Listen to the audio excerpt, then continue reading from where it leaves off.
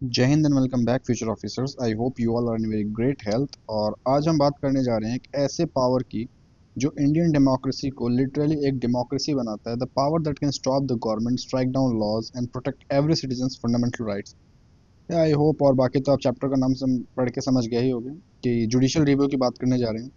ये वो ऐसा शील्ड है ना जो कॉन्स्टिट्यूशन ने सुप्रीम कोर्ट और हाई कोर्ट को दे रखा है। इसका सिंपल मीनिंग अगर पूछा जाए तो the court can examine any law and any executive order, कुछ भी और कोई भी गवर्नमेंट का एक्शन हो, अगर वो कॉन्स्टिट्यूशन के किसी भी प्रोविजन को वायलेट करता है तो सुप्रीम कोर्ट या हाई कोर्ट के पास पूरी पावर है जुडिशियल रिव्यू के तहत कि उसको वो स्ट्राइक डाउन कर सकता है।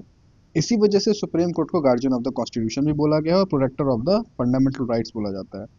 अब देखो, जुडिशियल रिव्यू ना इंश्योर करता है कंट्री में कि पार्लियामेंट अपने पावर्स का मिसयूज ना करे, एग्जीक्यूटिव अपने मनचाहे डिसीजंस ना ले, फंडामेंटल राइट्स हमेशा हमारे सेफ बने रहे और कॉन्स्टिट्यूशन की सुप्रीमेसी जो है वो कभी भी कॉम्प्रोमाइज ना हो।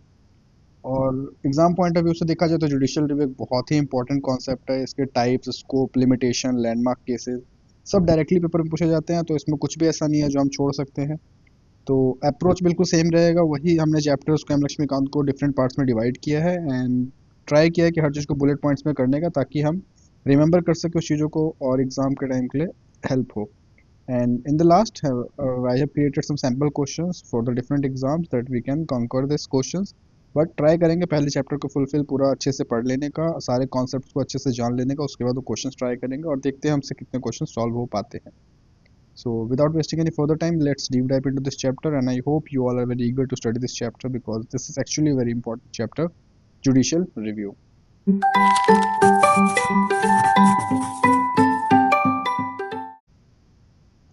So basically the first part, introduction. Where does it originate. अब देखो, जुडिशियल रिव्यू कॉन्सेप्ट कहाँ आया था, पहली बार कहाँ ओरिजिनेट हुआ था, तो ये बात की जा रही है कि यूएसए के अंदर हुआ था। Judicial review originated and developed in the USA. ठीक है, फर्स्ट केस की बात की जाए तो फर्स्ट केस यूएसए में ही हुआ था, मरबरी वर्सेस मेडिसन केस 1803 में, जॉन मार्शल के द्वारा, जो कहाँ के चीफ जस्टिस थे, अमेरिकन सुप्रीम कोर्ट के चीफ जस्टिस थे, उनके द्वारा फर्स्ट टाइम पे ये यूज़ किया गया था। जुडिशियल रिव्यू का कॉन्सेप्ट वहाँ से ओरिजिनेट हुआ था। अब देखो, what is the position in India, India में इसकी क्या पोजीशन है। तो यूएसए की तरह नहीं, बट कॉन्स्टिट्यूशन में, इंडिया में जो कॉन्स्टिट्यूशन है ना, उसने ये पावर दे रखी जुडिशियल रिव्यू को, दोनों सुप्रीम कोर्ट और हाई कोर्ट दोनों, जुडिशरी को पूरी तरीके से इसकी पावर दे रखी है।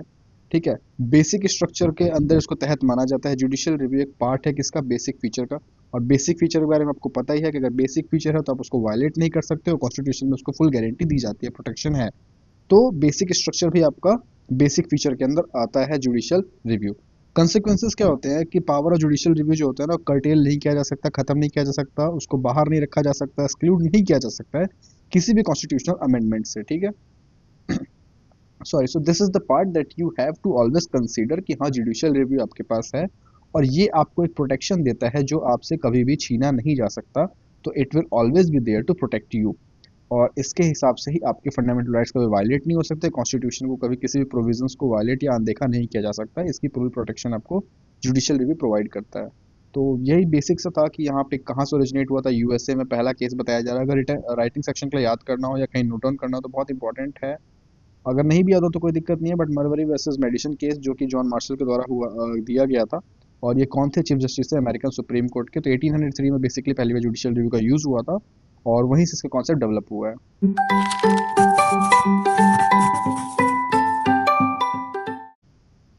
मीनिंग ऑफ जुडिशियल रिव्यू, इसका मीनिंग क्या है बेसिकली, अब देखते हैं। देखो, it is the power of the judiciary to examine the constitutionality of legislative enactment, जो आपके पार्लियामेंट के द्वारा या स्टेट लेजिस्लेचर के द्वारा लॉ बना के उसको इनेक्ट किया जा रहा है, किसी एक्ट को या किसी लॉ को, तो उसकी भी रिव्यू कर सकता है कौन, जुडिशियल रिव्यू। और एग्जीक्यूटिव, जो आपके लाइक लॉ बनने के बाद जो एग्जीक्यूटिव्स होते हैं, कुछ भी अथॉरिटी लाके एक्शंस अप्लाई करते हैं कि पर्टिकुलर रूल्स बनाते हैं, तो वो रूल्स आपके किसी भी फंडामेंटल राइट या आपके डिग्निटी को वायलेट नहीं कर रहा है, तो वो भी कौन चेक करता है, आपका judicial review.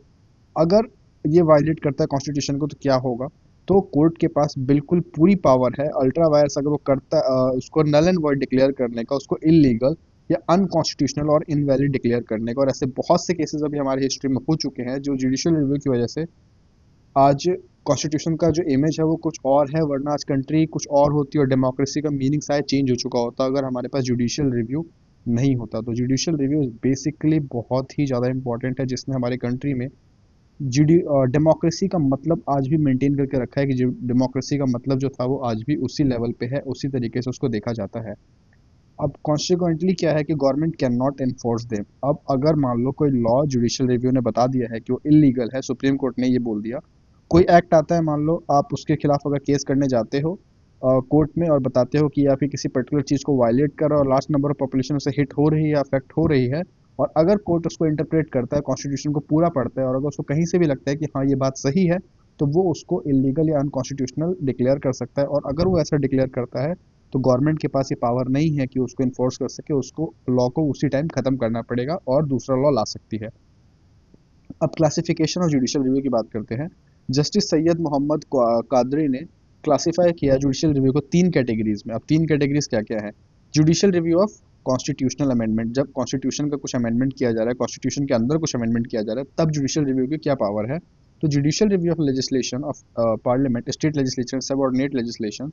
Judicial review of administrative action of the union state and authorities under the state, मतलब जो यूनियन स्टेट और अथॉरिटीज़ के अंदर जो एडमिनिस्ट्रेशन आता है, जो एडमिनिस्ट्रेटिव पावर है उनके पास, जिसके तहत वो कुछ भी चेंजेस ला सकते हैं, या लेजिस्लेटिव पावर है पार्लियामेंट या लेजिस्लेचर की, या फिर सब ऑर्डिनेट लेजिस्लेशन जो नीचे लेवल पे हैं, उनके खिलाफ जो भी वो लॉ लेके आते हैं, कोई भी लॉ ये सब बनाते हैं, तो उसके खिलाफ आपके पास जुडिशियल रिव्यू अवेलेबल है।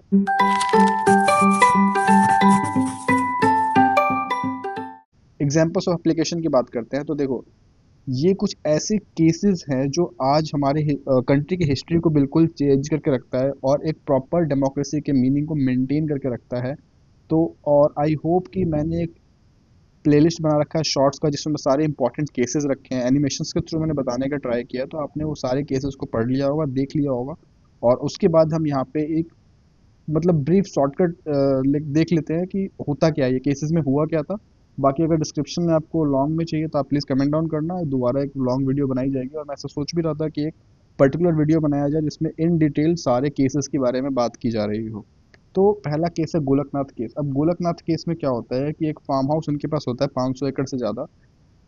बेसिकली जब लाइक ऐसा समझो कि ब्रिटिश जब एरा ख़त्म हुआ, जब हमारे पास कॉलोनी ख़त्म हुई, जब हमारे पास ज़मीन उस टाइम पे इतनी ज़्यादा हो रखी थी लोगों के पास कि ज़मींदारी सिस्टम था। और due to the caste and zamindari system कुछ लोगों के पास ज़मीन इतने थे कि 95% लोगों के पास ना ज़मीन थी ही नहीं, और बाकी के 5% जो पॉपुलेशन थी वो आपकी 90%। इट्स लाइक कि जो 5% की पॉपुलेशन थी वो आपका 95% लैंड को होल्ड कर रहा था, और बाकी जो 5% पॉपुलेशन है वो कुछ भी उनके पास मतलब नहीं था, कुछ भी वो ऐसा होल्ड नहीं कर रहे थे, एज अ लेबर काम कर रहे थे या। और इस इनइक्वालिटी को रिमूव करने के लिए उस टाइम पे ज़मींदारी अबॉलिशन एक्ट लाया गया था, जो कंट्री के डिफरेंट डिफरेंट पार्ट्स में लाया गया, और इसकी वजह से बहुत से केसेस लड़े गए। उसी उसी में था एक गोलकनाथ केस। तो पार्लियामेंट ने ये बताया कि आप इस केस को शॉर्ट्स में देखना, बहुत डिटेल में मैंने बताया है। तो पार्लियामेंट सिंपली ये कहता है इस केस में, गोलकनाथ फैमिली चैलेंज करती है लैंड सीलिंग लॉ को जाके, और वो बोलती है कि आप राइट टू फंडामेंटल राइट हमारा वायलेट कर रहे हो, प्रॉपर्टी हमारी छीन के। इट्स बेसिकली 500 एकड़ का लैंड होता है, उससे ले लिया जाता है, तो आप ये शॉर्ट्स में देखना। तो उसी बात पे सुप्रीम कोर्ट ने जजमेंट ये दिया कि पार्लियामेंट के पास पावर नहीं है कि वो एफआर को अमेंड कर सके, चेंज कर सके। और कोर्ट ने बोला कि अगर आप कॉन्स्टिट्यूशन में अमेंडमेंट कर रहे हो अंडर आर्टिकल 368, तो एक आपको याद होगा आर्टिकल 13 ये कहता है कि अब जैसे 12 से लेके 52 तक है ना, तो आर्टिकल 13 ये कहता है, सॉरी 52 तक नहीं है, तो आर्टिकल 13 ये कहता है कि अगर कोई भी लॉ आप लेके आ रहे हो और वो फंडामेंटल राइट आपके एफआर को वायलेट कर रहा है, तो वो नल एंड वॉइड डिक्लेयर्ड होगा। अब इस वर्ड यहाँ पे जो लॉ वर्ड है ना, लॉ वर्ड को इंटरप्रेट करने में इतने सारे केसेस आए हैं कि बहुत इंटरेस्टिंग हो जाता है। तो वही वहाँ पे बोला गया कि अगर आप कुछ भी अमेंडमेंट ला रहे हो, प्रॉपर्टी किसी का ले रहे हो, तो वो आर्टिकल 368 यूज़ करके ला रहे हो, और वो भी एक लॉ बना के ही ला रहे हो, तो वो आपका आर्टिकल 13 के अंदर आके और ये वायलेट कर रहा है। इसीलिए कोर्ट ने ये बोला कि पार्लियामेंट के पास पावर नहीं है कि वो एफआर को वायलेट कर सके। सो आर्टिकल 13 के बारे में समझ में आओगे। और ये जजमेंट इसलिए भी इंपॉर्टेंट होता है क्योंकि इसमें पार्लियामेंट को ना ब्लॉक किया था कि किसी भी एफआर को टच करने से। तो उसके बाद आता है बैंक नेशनलाइजेशन केस। अब बैंक नेशनलाइजेशन जैसा आपको वर्ड से समझ में आ रहा होगा कि कोर्ट क्या, गवर्नमेंट क्या करती है, 14 मेजर प्राइवेट बैंक्स को ना नेशनलाइज कर देती है, और ओनर्स को ऑब्वियसली बात है इस पे गुस्सा आएगा, और वो कोर्ट जाते हैं और वो बोलते हैं कि ऐसा नहीं कर सकते हैं। बट सुप्रीम कोर्ट अपना जजमेंट देते हुए ये बोलती है कि नेशनलाइजेशन अलाउड है, बट कंपनसेशन दिया जाएगा, और वो कंपनसेशन फेयर एंड इनफ होना चाहिए। आप मनचाहा कंपनसेशन नहीं दे सकते हो, या जिस प्रॉपर्टी को नेशनलाइजेशन कर रहे हो तो आप उसकी एक पर्टिकुलर अमाउंट सेट करोगे, उससे कम नहीं दोगे। तो गवर्नमेंट ने इससे यही बताया कि मिसयूज़ नहीं कर सकते अपनी पावर को। कोर्ट ने ये बोला कि आप किसी की प्रॉपर्टी अनफेयरली आप नहीं ले सकते हो, आपको फेयर जजमेंट उनको भी देनी पड़ेगी, कंपनसेशन देना पड़ेगा। इसी तरीके से आता है प्रीवी वर्सेस एबॉलिशन केस। अब इसमें क्या होता है कि प्रीवी जो लाइक प्रिंसली स्टेट्स थे ना, तो अब वो जब इंटीग्रेट हुए, इंडिया का पार्ट बने थे, तो उनको प्रॉमिस किया गया था कि इस सर्टेन अमाउंट आपको पे किया जाएगा। बट जब बाद में वो इंटीग्रेट हो गए तो गवर्नमेंट उनको ये चीज़ देने से डिनाई कर रहे थे, एक सिंपल ऑर्डर पास करके। बट जब कोर्ट के पास ये प्रिंसली स्टेट्स गई तो फिर कोर्ट ने ये जजमेंट दिया कि आप सिर्फ एक ऑर्डर ला के आप किसी के साथ अनफेयर नहीं कर सकते हो, जब तक आप अमेंडमेंट लेके नहीं आ रहे हो प्रॉपर। तो ये यहाँ पे डिनाई कर दिया गया, और इसने बताया कि हाँ, एग्जीक्यूटिव के पास इतनी पावर नहीं है कि वो डेमोक्रेसी या फिर कॉन्स्टिट्यूशन को बाईपास कर सके, क्योंकि एग्जीक्यूटिव ऑर्डर ला के सब मना कर रहे थे। सिंपली कोर्ट ने मना कर दिया कि आप इस तरीके से नहीं कर सकते हो। Then the most important case, Kesar Bharati case. And by the way, यही मेरा ऐसा वीडियो है जो सबसे मोस्ट व्यूज़ किया था, सबसे पहले 1K क्रॉस किया था। तो this video is very special for me. By the way, we are talking about the Kesavananda Bharati case. तो इसने लैंड लैंड का रिफॉर्म एक्ट को पूरी तरीके से बदल दिया, बेसिक फीचर ले आया कंट्री में, एक तरीके से कॉन्स्टिट्यूशन को पूरी तरीके से प्रोटेक्शन दिया। और आज भी कंट्री जिस पोजीशन पे है वो इस केस की बहुत ही इसमें इन्वॉल्वमेंट है। और केरल में ऐसे अजनीर मठ नाम का एक मठ था, उसके संत थे आपके केशव नंदा, उन्होंने केस किया था जब उनकी प्रॉपर्टीज ले ली गई थी, उस मठ की प्रॉपर्टी ले ली गई थी, तब ये बेसिकली केस आया था। और इसमें बताया गया था कि पार्लियामेंट अमेंड कर सकता है कॉन्स्टिट्यूशन के किसी भी पार्ट को, बट वो बेसिक स्ट्रक्चर को चेंज नहीं कर सकता, हिला नहीं सकता है। इसका मतलब अगर घर की प्रॉपर्टी बनी हुई है, उसमें पिलर से बने हुए हैं, तो आप घर को रेनोवेट कर सकते हो, चेंज कर सकते हो, बट आप पिलर को नहीं छेड़ सकते हो। पिलर अगर गिराओगे तो पूरा घर गिर जाएगा। तो इसलिए बेसिक स्ट्रक्चर का कॉन्सेप्ट आया था केशवानंद भारती केस पे। बेसिक स्ट्रक्चर का बेसिकली डेफिनेशन तो नहीं दिया गया प्रॉपर, बट कुछ वर्ड्स थे जो उसको इंक्लूड किया गया, जैसे कि supremacy of the constitution, judicial review, fundamental rights, federalism, या फिर separation of power.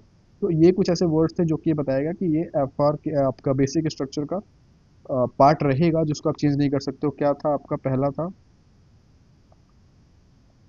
Supremacy of constitution, then there is the judicial review, then FR, then आपका federalism, and then there's the last one is separation of power. और भी थे, but ये कुछ ज़्यादा importance थे जो लिटरली डेफिनेशन मेंटेन रखते हैं डेमोक्रेसी का। So we are just reading about this things: the supremacy of the constitution, judicial review, FR, federalism, and then the separation of power. And I'm not saying that this is the only thing. There are so many things, but these are the main focus. So I have just mentioned about these things. And the last one is the Minerva Mill case. बहुत ही important case है कि emergency के time पे क्या हुआ था ना, 42nd amendment act आया था, जिसने पार्लियामेंट को अनलिमिटेड पावर दे दी थी कि आप कॉन्स्टिट्यूशन को बिल्कुल जितना हो सके उतना अमेंड कर सकते हो, और जुडिशियल रिव्यू को रेस्ट्रिक्ट कर दिया था। बट सुप्रीम कोर्ट ने बोला कि अमेंडिंग पावर जो है वो लिमिटेड है, because of the basic structure, आप उसको नहीं छेड़ सकते हो। जुडिशियल रिव्यू जो है वो खुद ही एक बेसिक स्ट्रक्चर है, तो आप जुडिशियल रिव्यू को नहीं मना कर सकते हो। जुडिशियल रिव्यू को किसके अंदर डाल दिया गया? आपने यहाँ पढ़ा था, इसके बेसिक स्ट्रक्चर के अंदर डाल दिया। और बेसिक स्ट्रक्चर किसे नंद भारती केस में बता दिया गया था कि आप घर के पिलर को नहीं तोड़ सकते हो। इट मीन्स कि बेसिक स्ट्रक्चर को आप वो वायलेट नहीं कर सकते हो। तो मिनर्वा की मिल केस ने फाइनली ये फाइनलाइज किया कि पार्लियामेंट अपने आप को अनलिमिटेड पावर देते हुए बेसिक स्ट्रक्चर को नहीं हटा सकता है, क्योंकि बेसिक जुडिशियल रिव्यू को नहीं हटा सकता, क्योंकि judicial review it's already a part of basic structure. और आपने 99 कॉन्स्टिट्यूशनल अमेंडमेंट एक्ट या फिर एनजे का भी पढ़ा होगा, जहाँ पे देखा था हमने कॉलेजियम जो था आपका जजेस डिसाइड करने का। सुप्रीम कोर्ट चैप्टर में हमने पढ़ा था कि कैसे सुप्रीम कोर्ट के जजेस को डिसाइड करने के लिए, चूज करने के लिए एक कॉलेजियम बनाया जाता है, 4 जजेस प्लस सीजीआई का। बट उसको चेंज करके गवर्नमेंट लेके आती है 99th कॉन्स्टिट्यूशनल अमेंडमेंट एक्ट और एनजैक एक्ट 2014। बट बाद में इसको जुडिशरी को इंडिपेंडेंट रखते हुए सुप्रीम कोर्ट ने इन दोनों को नल एंड वॉइड डिक्लेयर कर दिया था, बिकॉज ये आपकी एक तरीके से जुडिशरी की इंडिपेंडेंस को ख़त्म कर रहे थे। तो इसको नल एंड वॉइड डिक्लेयर करके ख़त्म किया गया।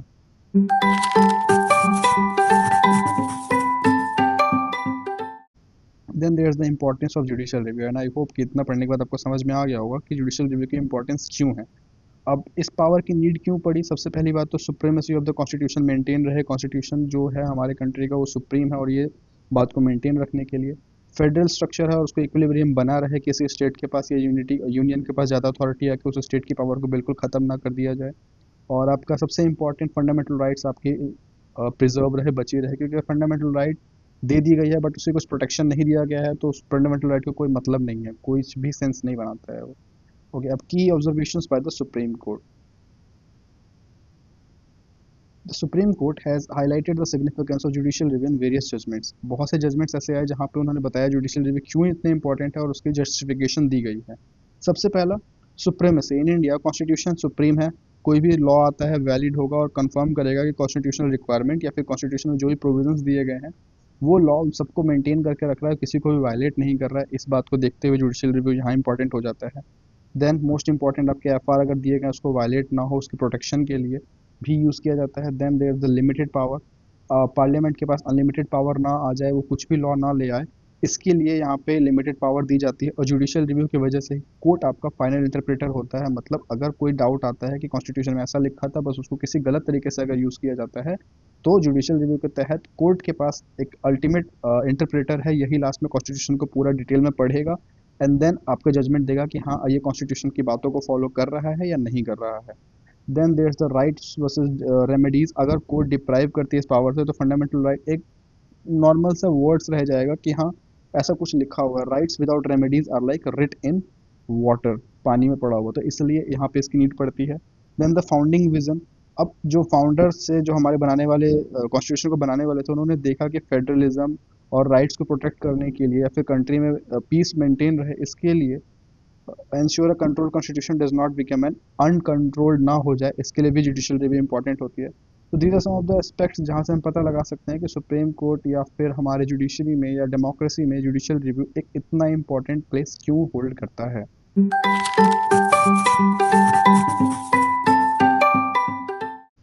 Okay, now constitutional provisions for judicial review. अब कुछ जुडिशियल रिव्यू कहीं पे देखो, ये सबसे इंपॉर्टेंट पार्ट है कि कॉन्स्टिट्यूशन में हमारे जुडिशियल रिव्यू का वर्ड कहीं मेंशन नहीं है, कहीं यूज़ नहीं किया गया है। बट बहुत से आर्टिकल्स ऐसे हैं जो इस पावर को देते हैं सुप्रीम कोर्ट और हाई कोर्ट को। जैसे कि आर्टिकल 13, जैसे मैंने बताया था, कि डिक्लेयर करता है जो भी लॉ बनाओगे और वो एफआर को वायलेट करेगा, वो law automatically null and void हो जाएगा। और इस लॉ वर्ड का मतलब कितना ज़्यादा इंपॉर्टेंट है आप समझ गए होंगे, कितने सारे केसेस आए हैं जिसपे इस वर्ड का अलग अलग मीनिंग दिया गया है। Then there is the article 31, heart and soul of the constitution, doctor B R Ambedkar ने कहा था। तो ये गारंटी करता है कि आप सुप्रीम कोर्ट डायरेक्ट जा सकते हो, अगर आपका एफआर वायलेट होता है आपको लोअर कोर्ट जाने की कोई नीड नहीं है। आर्टिकल 131 जो आपको ओरिजिनल जुरिस्डिक्शन देता है सुप्रीम कोर्ट का, और original jurisdiction, appellate jurisdiction, advisory jurisdiction, I hope आपने ये पॉइंट्स क्लियर कर लिया होगा, सुप्रीम कोर्ट चैप्टर में हमने इसको बहुत डिटेल में पढ़ा था, तो उसमें कोई आपको इशू नहीं होगी। Then there is the appellate jurisdiction, फिर वही appellate jurisdiction in civil cases, criminal cases. These are some of the articles that you should read कि ये आर्टिकल्स आखिर कहना क्या चाहते हैं। तो इन डिटेल्स में अगर आपको आर्टिकल्स जानने हैं तो प्लीज़ कमेंट डाउन। बाकी अगर शॉर्ट में पढ़ना है तो ये लिखे हुए हैं, इसको वीडियो पॉज करके एक बार बस रीडिंग कर लो। You will understand these things because the wording of these sentences are very easy. So there's the word that the scope of judicial review का scope क्या है। तो अगर legislative enactment और executive order can be challenged the Supreme Court और High Court on 3 specific ground। पहला क्या है, वो आपके एफआर को वायलेट कर रहा है, तो अगर ऐसा कुछ हो रहा है तो जुडिशियल रिव्यू आएगा। It is outside the competence of the authority which framed it, ये नहीं कर सकती है। It is repugnant to the constitutional provisions. Comparison, अब यहाँ बताया जा रहा है इंडिया और यूएसए का कंपैरिजन बताया जा रहा है कि दोनों में जुडिशियल रिव्यू का क्या इंपॉर्टेंस है या क्या कंपैरिजन है। तो स्कोप जुडिशियल रिव्यू का इंडिया में जो है ना वो बहुत ही नैरोअर है, यूएसए में इसका बहुत ही वाइडर इंटरप्रेट किया गया है, जुडिशियल रिव्यू को बहुत वाइड लेवल पर रखा गया है, बट इंडिया में इसका बहुत ही नैरो है। कोर डिफरेंस क्या है कि यूएसए जो फॉलो करता है doctrine of due process of law, ये अलाउ करता है अमेरिकन सुप्रीम कोर्ट को कि लॉ को डिक्लेयर करो void, not just on substantive ground, मतलब but on procedural ground of being unreasonable और अनसूटेबल। मतलब पर्टिकुलर पर्सन है यहाँ पे, अगर वो उस चीज़ को, ये लॉ उस पर्सन को सूट नहीं कर पा रहा है, भले ही वो लॉफुल हो या अनलॉफुल हो डजेंट मैटर, बट अगर वो उस पर्सन के लिए अनरीजनेबल या अनसूटेबल बता रहा है, तो सुप्रीम कोर्ट वहाँ की यूएसए की उसको नल एंड वॉइड डिक्लेयर कर सकती है। But it is not like this in India. अगर वो लॉ कॉन्स्टिट्यूशन को वायलेट कर रहा है तभी वो चीज़ को नल एंड वॉइड बोला जाएगा, अदरवाइज वैसा कुछ भी ऑप्शन नहीं है कि आप उसको नल एंड वॉइड बोल सको। वही है यहाँ पे, प्रोसीजर एस्टेब्लिश्ड बाय लॉ, जो लॉ बोलता है वही उसको होना। It is not expect to go into the question of reasonableness, suitability and policy implementation, जहाँ पे ये सूटेबल है नहीं है, रीजनेबल है या नहीं, इस बात पे क्वेश्चनिंग नहीं की जाएगी जुडिशियल रिव्यू के तहत। बट ये चेक किया जाएगा कि कॉन्स्टिट्यूशन में जो वर्ड्स यूज़ किए गए हैं वो मेंटेन्ड है या फिर वो वायलेट हो रहा है। Okay, so criticism of US system. अब यूएस सिस्टम का क्रिटिसिज्म है कि the wide power in the US has led critics to describe the American Supreme Court as a third chamber of the legislature और super legislature.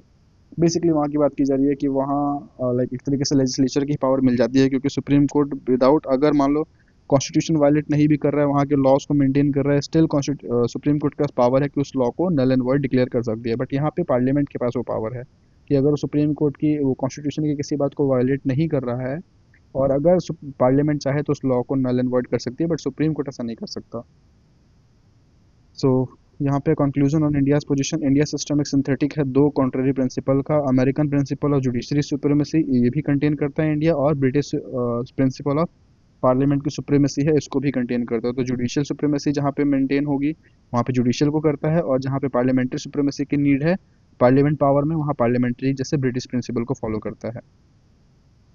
India does not fully follow the British model because the parliament India is not sovereign, और parliament जो है British का वो sovereign है, उसकी power खुद उसके पास है, बट इंडिया की जो पार्लियामेंट है वो सॉवरन नहीं है, क्योंकि उसकी पावर वो कहाँ से डिराइव करता है, कॉन्स्टिट्यूशन से डिराइव करता है, और वो उसके ऊपर नहीं जा सकता है। India does not fully follow the American model because the scope of review is legally narrower, मतलब जो यूएसए के पास पावर है वो बहुत ही वाइडर है, वो किसी भी लॉ को नल एंड वॉइड कर सकता है, बट इंडिया में ऐसा नहीं है, बहुत ही पावर नैरो है। अगर वो कॉन्स्टिट्यूशन को वायलेट कर रहा है तो वो डिक्लेयर कर सकता है नल एंड वॉइड, अदरवाइज वो नहीं कर सकता है।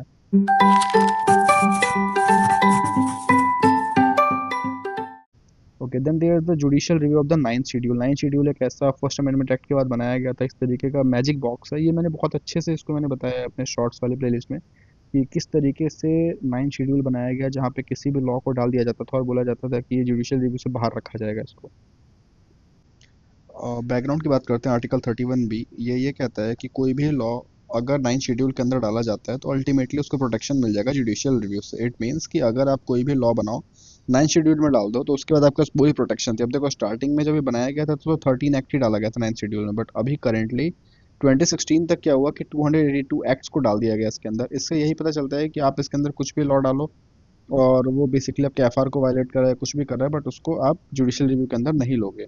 तो अभी जो है दोनों को ऐड किया जाता है first constitution amendment act of 1951, जो मैंने बेसिकली शॉर्ट्स में बहुत अच्छे से डेफिनेशन के साथ एनिमेशन के साथ बता रखा है।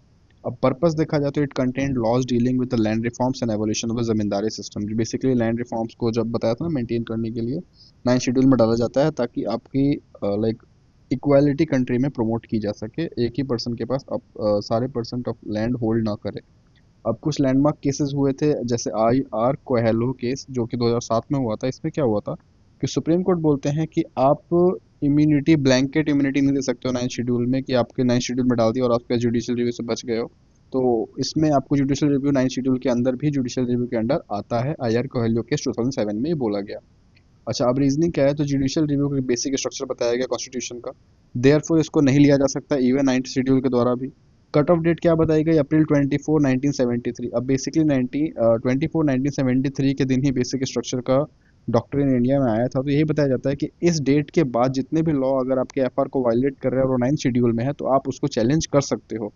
बट इस डेट से पहले क्या हुआ था कि इस डेट से पहले अगर कोई लॉ नाइन्थ शेड्यूल में डाला गया था और उस टाइम पे अगर उसको किसी ने केस किया था, और उस समय बेसिक स्ट्रक्चर कॉन्सेप्ट इंडिया में नहीं था, बट उस टाइम पे अगर किसी ने मान लो एक लैंड एक्विजिशन एक्ट था 1973 से पहले, और उसको किसी पर्सन ने जाके कोर्ट में अपील किया कि ये गलत है, बट कोर्ट ने बोला कि नहीं ये सही है, इवन वो आपको बेसिक स्ट्रक्चर वायलेट करा था, बट उस टाइम पे हमारे पास बेसिक स्ट्रक्चर का डॉक्ट्रिन इंडिया के पास नहीं था। इसलिए इस डेट से पहले अगर कोर्ट ने उसको अपहेल्ड कर रखा है किसी सिचुएशन को, तो वो रीओपन नहीं कर सकते आप उस केस को। अब करंट पोजीशन वही बताया जा रहा है 1973 वाला, कि उसके बाद अगर कुछ है तो ओपन टू चैलेंज है वो case. They can be challenge अगर वो एफआर को आपको वायलेट करता है अंडर आर्टिकल 14, 15, 19, 21, या फिर अगर आपका बेसिक स्ट्रक्चर भी वायलेट करा तब भी उसके अंदर आ जाएगा। अब सुप्रीम कोर्ट ना जुडिशियल रिव्यू देखने के लिए नाइन्थ शेड्यूल में तीन चीज़ें रखती है, जैसे क्या है वो, सबसे पहला राइट्स टेस्ट, वो देखती है कि क्या आपके राइट्स अफेक्ट हो रहे हैं उससे, क्या आपके एफआर वायलेट हो रहे हैं या नहीं हो रहे हैं। दूसरा वो केस बाय केस वैलिडिटी देखती है कि प्रीवियसली उस केस का क्या रिलेटेड मतलब क्या पीछे इसकी रह चुकी हैं बातें, उससे क्या इफेक्ट पड़ेगा और क्या मेरिट निकला था पिछली बार, उसको एग्जामिन करके आपका कॉन्स्टिट्यूशनैलिटी को देखते हुए जजमेंट देती है अपने प्रीवियस सारे केसेस उससे रिलेटेड जितने होगा उसको पूरा रीड करके। 1973 के बाद क्या हुआ था कि नाइन्थ शेड्यूल में जो भी डाला जाएगा इस डेट के बाद, जो मैंने बताया आपको, प्रॉपर उसका स्क्रूटनाइज किया जाएगा कि हाँ वो वायलेट कर रहा है या नहीं कर रहा है। अब even if an act ninth schedule it can be attacked if the, वही है कि अगर वो आपके बेसिक स्ट्रक्चर को वायलेट कर रहा है, अगर वो नाइन्थ शेड्यूल में है तब भी वो जुडिशियल रिव्यू के अंदर आएगा। अब extent of interaction, court will examine the nature and extent of the violation of FR. वो दो तरीके के टेस्ट देखेगा कि एफआर को किस तरीके से वायलेट कर रहा है, ठीक है। पहला तो यही है कि if the violation affect the basic structure, तो वो प्रोटेक्शन उसको नहीं मिलेगा नाइन्थ शेड्यूल में अगर वो बेसिक स्ट्रक्चर को वायलेट कर रहा है तो। दूसरा, retroactive challenge for upheld laws, मतलब इस डेट से पहले जो बताया था मैंने आपको कि अगर उस केस में पहले उसको बोला जा चुका है उस लाइक अमेंडमेंट या उस एक्ट को अप्रूवल मिल चुका है एससी का सुप्रीम कोर्ट का, तो आप उसको दोबारा से कोर्ट में रीओपन नहीं कर सकते हो। तो बेसिकली वही यहाँ पे बताया जा रहा है कि shall not be open to challenge. This was about the chapter of the judicial review and I hope आपको ये चैप्टर बहुत अच्छे से समझ में आया होगा कि जुडिशियल रिव्यू कैसा इतना इंपॉर्टेंस रखता है ना। ये बेसिकली हमारे कंट्री का पूरा डेफिनेशन चेंज कर सकता है डेमोक्रेसी वर्ड का।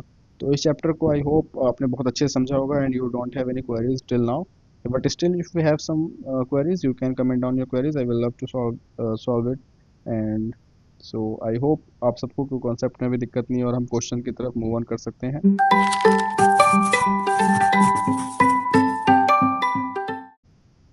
So these are some of the questions, sample questions जो चैप्टर से ही हैं। तो with reference to Coelho case 2007, अगर उससे बोला जा रहा है कि इस स्टेटमेंट्स को पढ़ो कि सुप्रीम कोर्ट ने एब्सोल्यूट इम्यूनिटी 9 शेड्यूल में दे दी थी जुडिशियल रिव्यू से, क्या ऐसा कुछ हुआ था? तो ऐसा तो बिल्कुल नहीं हुआ था ना। कोएल्हो केस में क्या हुआ था, एब्सोल्यूट इम्यूनिटी की बात की ही नहीं गई थी कि जुडिशियल रिव्यू 9 शेड्यूल में भी लगेगा, इसकी बात की गई थी। तो पहला गलत है। अब कोर्ट एस्टेब्लिश्ड अप्रैल, इसको कट ऑफ डेट बताया गया, बिल्कुल सही है, 24 अप्रैल 1973 को। कोई भी लॉ 9 शेड्यूल में डाला जाएगा कट ऑफ डेट के बाद तो वो चैलेंज किया जा सकता है, आर्टिकल 14, 19, 21। हाँ और भी लॉ थे बट इसके अंडर तो है ही। तो आर्टिकल 2 एंड 3 आर, वो statement 2 and 3 are correct. Now which of the following best describe the difference between judicial review in India and the USA. दोनों के बीच में कौन ज़्यादा बेटर तरीके से करता है। देखो ये क्वेश्चंस ऐसे हैं ना जो मैं चाहता हूँ कि आप इसको ट्राई करो, बिकॉज इसमें मैंने एक्सप्लेनेशन भी दे रखा है, तो आप इसको ट्राई करके देखो और बताना कि हम कौन सा अप्रोच फॉलो करें। whether we should solve these answers in the class itself, or you want to read these questions by yourself and want to solve these answers only by yourself. So and justice Syed Shah Mohammad Qadri, ये सब ऐसे question है जो हमें topics पढ़ के आए हैं ऊपर, तो इसमें कोई डाउट नहीं होना चाहिए मेरे अकॉर्डिंग तो। और मरबरी और मेडिसन केस जो पहला केस हुआ था जहाँ पे अमेरिकन चीफ जस्टिस ने जो सुनाया था। तो these are some of the questions we have discussed, and I want you to read these questions in very detailed way, and if you have any queries please put it down with the proper timestamp ताकि हम उस question को अच्छे से दोबारा solve कर सकें, और आप बोलोगे तो कोई इशू नहीं है, मुझे उस पर्टिकुलर क्वेश्चन के ऊपर एक नया वीडियो बना दिया जाएगा। So this was all about the judicial review. I hope you all enjoyed this video and understood the very core concept of what the judicial review wants to say and what really means the democracy. And till then, stay motivated, stay hydrated, take care of you and your family. We'll meet you very soon in the next video and with new knowledge and a new beginning. So till then, uh, signing off. Jai Hind.